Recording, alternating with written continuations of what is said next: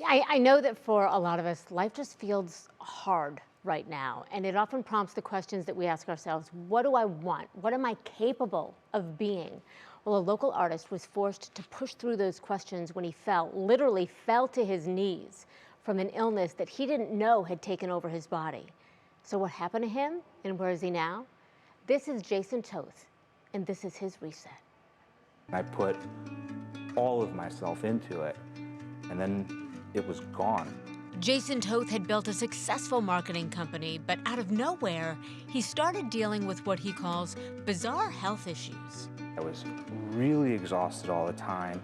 I had this intense brain fog that made it very difficult to think. Then in August of 2019, I was outside gardening, and when I stood up, I got super dizzy, and my legs gave out, and I fell to the ground. For weeks, the symptoms clung to him. Kept on getting told, well, it's anxiety, it's depression, here, take this pill, here, take that pill. Then a breakthrough. A neurologist at the Cleveland Clinic recognized his symptoms. Jason was diagnosed with POTS, a condition impacting heart rate that can affect the autonomic nervous system. There's no cure, it's manageable. You have these periods of feeling okay, and then as soon as you overextend yourself, it's like your nervous system just says, nope. He says he lost his identity when he had to shut the doors on Toth marketing. With the cognitive effects that I was having, I couldn't deliver. Jason decided to notice what didn't drain him. I started paying attention to my thoughts and my imagination. Those thoughts took him back to fond memories with his grandparents and their art collection. That's where he found his passion again, in his art form, photography. His lens focused on his hometown. One day I made a piece that changed everything, and I sat back and I cried, and I realized this is what I'm going to do. What piece was it? It's of the giant willow tree down at Edgewater Park. It was October of 2022, and I was having a really rough day. I was very depressed.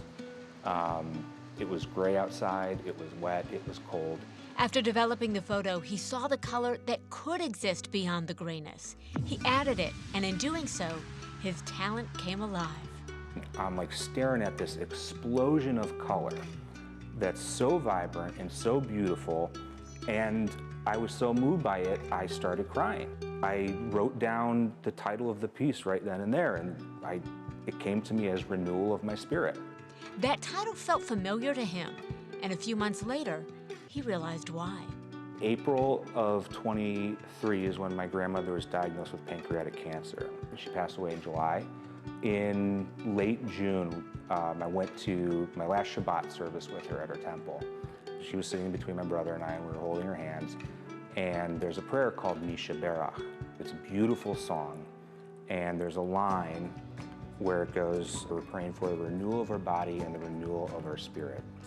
And in that moment, it hit me again. I'm like, oh my God, like this is my Misha Berach. It happened just in time. My grandmother got to see me say, I'm gonna be an artist. And she goes, Jason, you've always been an artist. And that was one of the very last things that she said to me. A successful new career, but a reset that started with his identity shredded before it was pieced back together with a deeper purpose and appreciation. I wouldn't have been driven to bold, vibrant color if I wasn't living through a very dark moment of my life. When your identity shatters, you're left with your authentic self. Now, Jason's got a new exhibit right now at Kaiser Gallery. It runs through this Sunday, and he also has a fast-growing storefront at City Goods. Stars like Madonna and the Jonas Brothers have actually commented on his work because it is, I think the Cavs got some commissioned pieces in the green room there. It's beautiful. He is, his story is amazing. I mean, Well talk done, about well a strong, told. a strong guy who, went through a really dark place, but found a way to make it Came out on the other side.